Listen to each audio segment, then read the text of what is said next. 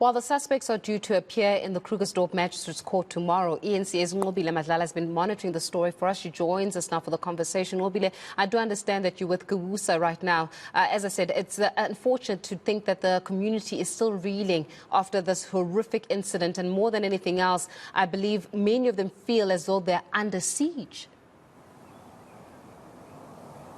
Yes, they do indeed, Faith. Just saying that also, I think what came out yesterday as we were speaking to the leaders, they were talking about the fact that sometimes when they speak, they're worried that they will be sounding xenophobic. And now the reason why we bring in Gawusa is because you'll remember earlier on in this year, we followed a march which was saying that South Africans need to not be xenophobic. And Gawusa was one of those people that were in the forefront. Now, based on what is happening on the ground, we want to bring in Gawusa to sort of give us an idea. Now, how do South Africans tackle this without sounding like they're being discriminatory towards illegal immigrants in the country? Yeah, thank you. I mean, firstly, what happened in Krugersdorp is absolutely shocking, horrendous, and as Gawusa, we strongly, condemn it, in all strongest possible terms. We do think that is a crime that must be dealt with very harshly. We think that there must be arrest, there must be prosecution, and people that are involved in that must be, sentenced heavily, because we've got to send a message that gender-based violence, we've got to send a message that rape is simply unacceptable. Now, I think dealing with criminality doesn't have to, you don't have to be xenophobic in that. Crime is crime, and crime must be dealt with. So how do South Africans now, because we were speaking to some of the leaders and they're saying that the people of illegal, the illegal foreigners in the country that are they're saying at this point they feel under siege under these illegal foreigners. How do they tackle this without being heard to feel like they're being xenophobic? The issue is this incident, horrendous as it is but part of the bigger problem that we have. In the first 3 months of this year alone, we have 11,000 incidences of rape. Most of these actually are taking place in the homes of people, and this is a gender-based violence committed by the people that people know, mostly local, in their local homes, and we cannot be saying that those are less horrendous simply because they're not committed by the foreigners and so on.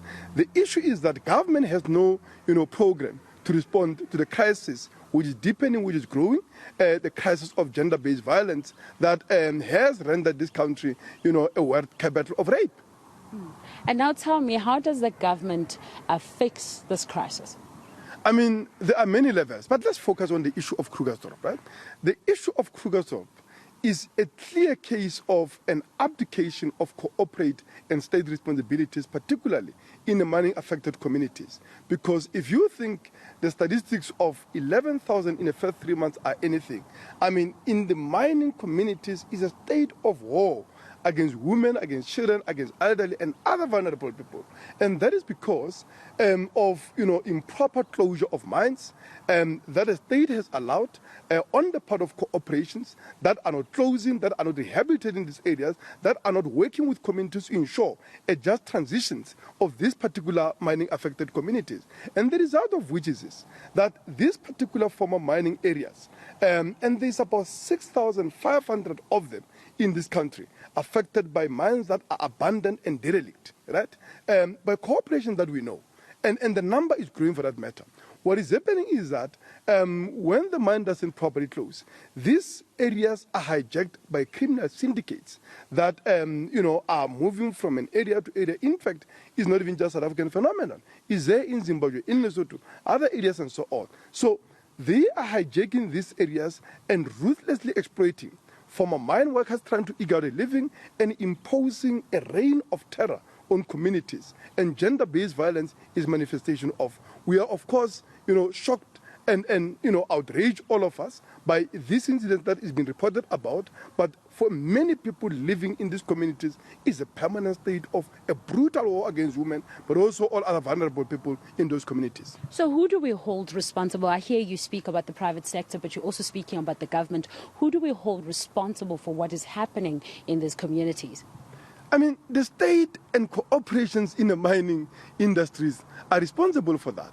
As I've said, there is over 6,500 abandoned and derelict mines in this country. These mines are mines that are owned by big corporations that are still here, right? Lawyers for Human Rights, where I'm the shop steward, is involved actually in a research on the mine closures, and it has pointed out that the problem is growing because a lot of our gold and other old mining are aging and they are going to be closing. And the reality is that this government has no strategy to deal with the mine closures, to make sure that we rehabilitate these communities and build a sustainable post-mining local economies and communities. And I think there's a lot that can be done there to ensure that corporations do their part in terms of proper closures of the mine. And what does that mean like?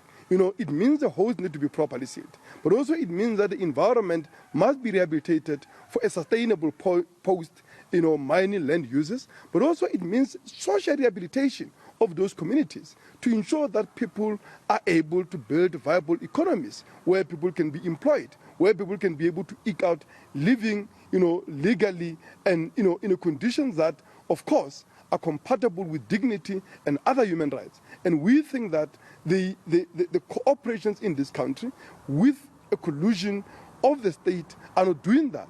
And that's the reason some of us have been campaigning, for nationalization of the mining industry, to ensure that these mines are put under a democratic control and the management of the mine workers, of the mine communities, so that at last they can be put to use for the benefit of everybody, but also in a way that in a way that is very sustainable, particularly post-operations of the mine, as I said, in building a post-mining local economies and communities. And I hear you saying that nationalization might be the answer, if I understand you correctly. But then how do these communities secure themselves from the illegal mining that's currently happening, and also the fact that there needs to be security and safety where they are? You see, during the research on the mine closures that I'm involved in, I think we'll be publishing a report very soon. There are two levels, right? In the so-called Zamazama sector, if you like. One is former mine workers who are desperate because they've been abandoned along with the mines by the mine corporations without any alternative, streams of income and jobs. And of course, there are criminal syndicates that are taking advantage of the fact that these, former mine workers have no access to the markets, have no access to the equipment. And of course, they are ruthlessly exploiting them. And as I was saying, what is clear is that rape is being weaponized as part of a reign of terror that these criminal syndicates are imposing. And what we do need, of course, is a situation wherein the mining communities need to organize themselves, into movements and organizations that can take control of their communities. And there's a marvelous example of that at Blackford Mine Village, where we researched, where we worked, and where we represented the community. And that community took over the mines. It makes sure that there is, electrification, with the support of lawyers for human rights, there's water, and most of that community now is transitioning into a successful post-mining community. So we think that on the basis of organization, on the basis of the struggle and campaigning, it will be possible to compare to cooperations, but also the state to invest in the transitioning of these particular communities into sustainable post-mining communities. And that problem, as I've said, is affecting not just communities in Krugersdorp, it's big swaths of the country. And that problem is going to grow, because a lot of our gold and other old mining are, of course, in the twilight years, and I think they are going to be closing in years to come. All right. No, I hear you there. But, of course, we are speaking about Krugersdorp.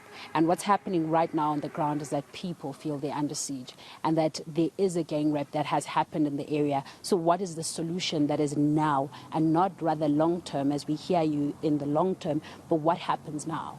There are two things. As I've said, communities, I think they must organize, because part of the problem of criminal syndicates that are operating, particularly in this mining-affected community, is that they are connected with the state. They are connected with the police. Police, most of the time, are complicit. Firstly, in allowing the reign of terror in these communities, but also because they are part of the illicit trading in minerals that are being mined through this artisanal mining and so on. And what we need is communities to just not put their faith in government, but to organize, to demand accountability to government in the way in which they are handling this situation. One, we must make sure the people responsible for this crime are held to account. They are arrested, they are prosecuted to the maximum prejudice of the law. But most importantly, we need to be able to show that we take measures to address the underlying conditions, because we also know from experience that just throwing everybody in jail never really goes a long way and so on. What we need to be able to do is to address the situation of unemployment, but also generally of violence in these communities. And I think that is a way organization and the struggle and campaigning on the part of the mining affected communities will go a long way. All right. Thank you very much, sir. Well, Krugersdorp is speaking to us, Faith. I think what is very clear there is that he's saying that the communities also needs to work and organize themselves in going forward. I mean, of course, we spoke to some of those leaders and communities, and they also were saying that it's very difficult. It's not as easy as people may think, and therefore they need also assistance from the police. But I think what's been clear with all these incidents is that the police have said that it's very important that communities work with the police. But, I mean, how do you work with the police when the communities are also feeling that at this point the police are not listening to them? So there's a lot that yet needs more attention. Yeah, definitely right there, Nqobile. And I think more than anything else is also picking up from what some community members were sharing a little bit earlier on, saying that the reason why this kind of crime persists, illegal mining, is because there is some interest in it. Someone is interested in the illegal mining from persisting in the country. Somebody's interested in preserving these criminals. And perhaps that's why we're faced with this kind of situation, is because where there is an actual benefit, then we understand why is it that the crime is allowed to continue. Well, yes, indeed, Faith. I mean, we've heard from a lot of community leaders. They were saying that the police on the ground wouldn't listen to them. They've spoken about the fact that most of these crimes are organized, and they're saying that they've seen a lot of people. I mean, they know where they live. They report them, but they're more in danger than anything. I mean, where we were, Faith, they could literally just walk around and show you how they have been terrorized. A lot of women talking about the fact that they have been raped. I mean, we spoke to a granny who said that when she goes to sleep at night, she's scared. She's scared because she's got grandchildren and nobody will ever protect her. So now in this case, it seems like a lot of communities, and much like what he's saying, mining communities are feeling very like they've been taken out of that protection bubble, if you may think of it like that, and they need more assistance from the government so that they can eradicate this crime at the bottom. But of course, there needs to be a communication between the police and the communities going forward, so that there is a way of basically eradicating the crime.